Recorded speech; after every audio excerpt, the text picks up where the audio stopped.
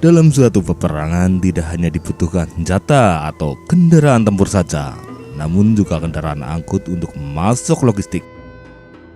Amerika Serikat memikirkan secara betul bagaimana caranya agar pasukan tidak sampai kekurangan perbekalan, entah itu makanan, amunisi, atau bahan bakar untuk kendaraan tempur mereka.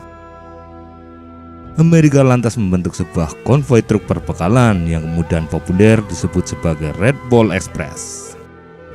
Konvoi truk kargo tersebut sangat membantu tentara sekutu untuk terus maju menggempur Jerman tanpa harus kekurangan logistik.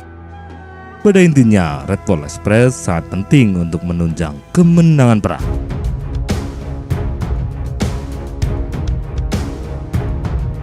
Sebagai langkah melumpuhkan kemampuan tentara Jerman untuk mengerahkan pasukan dan membawa bala bantuan dalam serangan balik, pada minggu-minggu menjelang pendaratan di D, sekutu dibantu Prancis bebas terlebih dahulu menghancurkan sistem kereta api termasuk beberapa pelabuhan Prancis. Pada saat pendaratan di Normandia tanggal 6 Juni 1944, jalur kereta api maupun pelabuhan di Prancis sebagian besar tidak dapat dioperasikan. Padahal sangat penting untuk memasok logistik dalam konvoi menuju jantung Reich Jerman.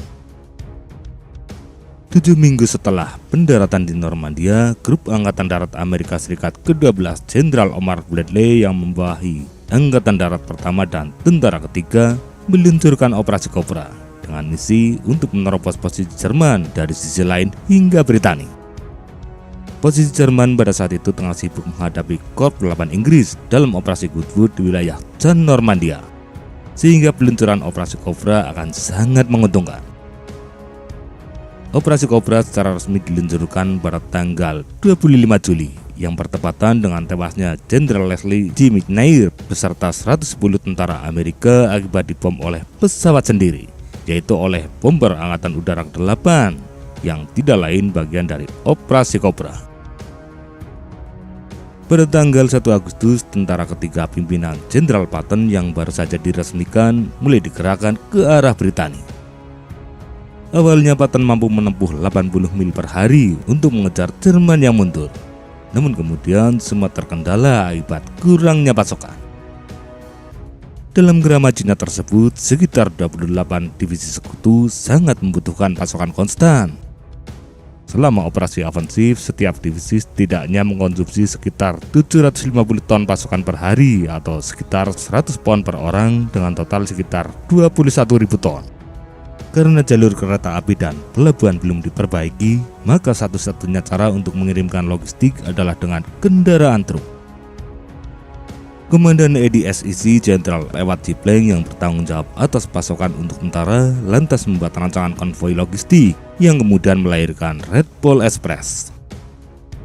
Kolonel Lawrence Albert Ayer yang dikenal oleh anak buahnya sebagai Patton kecil bertugas mengumpulkan 2 pengemudi untuk setiap truk, memperoleh peralatan khusus, dan melatih personel batalion pelabuhan sebagai pengemudi jarak jauh. Untuk tugas mengemudi, Lawrence lebih banyak mengambil prajurit kulit hitam yang tidak memiliki pekerjaan penting pada unit asalnya. Hingga akhirnya 75% pengemudi konvoi Red Ball diisi oleh prajurit kulit hitam. 132 truk militer yang tersedia lantas digabungkan menjadi satu kelompok kekuatan yang terdiri dari truk Jimmy GMC 2,5 ton dan Dadges 1,5 ton. Untuk rute-rute penugasan Red Ball diambil langsung dari Jenderal Eisenhower yang saat itu menjabat sebagai komandan tinggi pasukan sekutu di Eropa. Dibuat dalam pertemuan mendesak selama 36 jam, sistem konvoi mulai beroperasi pada tanggal 25 Agustus 1944 yang kemudian populer dengan sebutan Red Ball Express. Penggunaan istilah Red Ball untuk menggambarkan layanan kargo ekspres sebetulnya telah populer dan digunakan secara luas di Amerika, yaitu pada tahun 1920-an.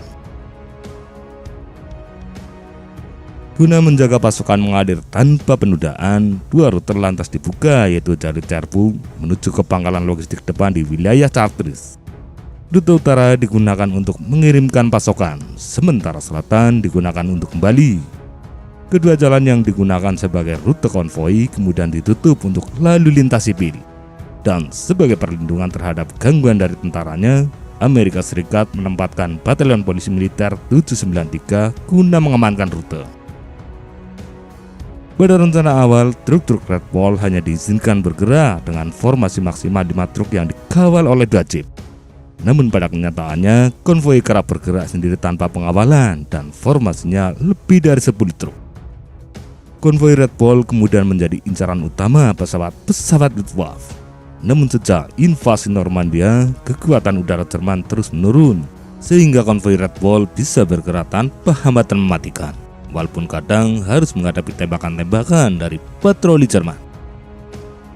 Kendala terbesar yang dihadapi oleh Red Bull justru datang dari diri sendiri, yaitu masalah pemeliharaan serta masalah pengemudi yang mengantuk akibat terlalu lelah. Medan jalan berlumpur juga menjadi kendala tersendiri yang membuat transmisi truk kerap rusak akibat pengemudi memaksa keluar dari kubangan lumpur. Rem truk juga menjadi terkendala ketika harus melintasi medan lumpur kering. Red Bull juga mengalami kesulitan jika melakukan pengiriman logistik pada malam hari. Para pengemudi hanya diizinkan menghidupkan lampu redup atau bahkan mematikan seluruh lampu. Karena jika lampu terang, konvoi akan terlihat jelas oleh pesawat maupun patroli Jerman, yang tentu saja bisa mengakibatkan hancurnya konvoi. Dalam perkembangannya, tidak hanya Red Bull yang menjadi pasukan konvoi logistik, namun juga muncul konvoi lain dengan rute berbeda, walaupun tidak sebesar Red Bull. Di antaranya yaitu The Grand Diamond yang beroperasi di wilayah Cherbourg, Red White beroperasi dari Le Havre ke Paris, Lion Express beroperasi antara Bayeux dan Brussels, dan terakhir ABC Express beroperasi dari Antwerp, Belgia ke arah timur. Pada tanggal 16 November 1944, Red Bull Express mulai tidak digunakan karena pada saat itu fasilitas di pelabuhan Antwerp, Belgia telah dibuka. Juga jalur kereta api Prancis telah diperbaiki dan pengiriman bensin bisa diselesaikan menggunakan pipa portable. Hingga akhir penugasannya yaitu 83 hari, Red Bull Express memiliki sekitar 6.000 truk yang mampu membawa sekitar 13.000 ton perbekalan setiap harinya. Kita melihat bagaimana pesatnya kemajuan tentara Amerika setelah Red Bull Express dilahirkan, yang hampir tidak pernah kelaparan maupun kehabisan pasokan. Dengan cepat, tentara ketiga di bawah Grup Angkatan Darat Amerika Serikat ke-12 mampu menjepit ratusan ribu tentara Jerman di saku Valais. Walaupun Red Bull Express bukan merupakan konvoi kendaraan tempur yang mampu menghancurkan musuh, namun kehadiran mereka sangat membantu dalam mencapai kemenangan perang.